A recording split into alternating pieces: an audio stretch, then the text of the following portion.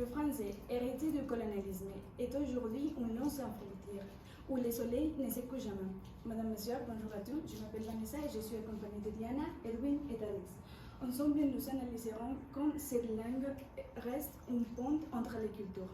Parlons du premier territoire, le Maghreb. Et mise en avant de l'Algérie, du Maroc et de la Tunisie. En Algérie, les œuvres littéraires algériennes explorent l'identité fragmentée, donnent une voix aux femmes et dénoncent la violence et l'extrémisme.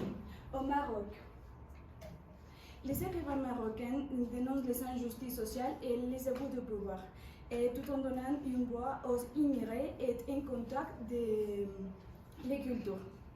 Et finalement, la Tunisie, les écrivains tunisiens défendent la pluralité. Merci. La négritude, c'est un mouvement culturel et littéraire né à Paris dans les années 1930 par des étudiants négro-africains à Paris comme Aimé Césaire et Léopold Sédar.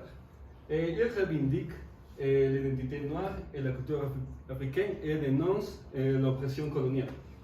Et il a reçu une majeure reconnaissance avec la publication de l'anthologie de la nouvelle poésie nègre et malgache. Dans les années 1950, les écrivains explorent le passage de la culturelle à la modernité. Donc, la Caraïbe. La littérature antillaise et haïtienne explore le métissage et Edouard Grisson introduit le concept d'antillanité.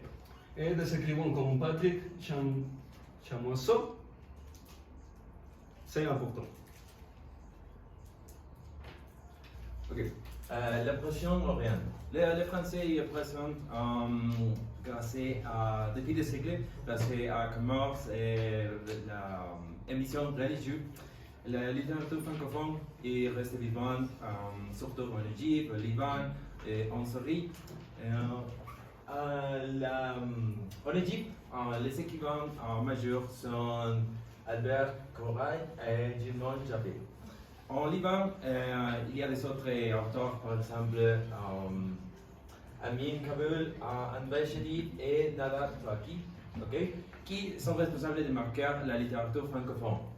Et finalement, nous avons en Syrie, il y a des autres francophones littéraires qui est représenté par Kamal Brahim et Miram Al-Tanaki.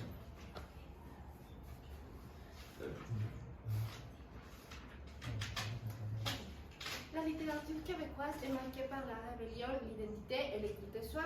On trouve différents types de genres, comme le lyrisme, le militantisme linguistique, les intentions verbales, les explorations psychologiques et la célébration des langues. Proche, s'il vous plaît.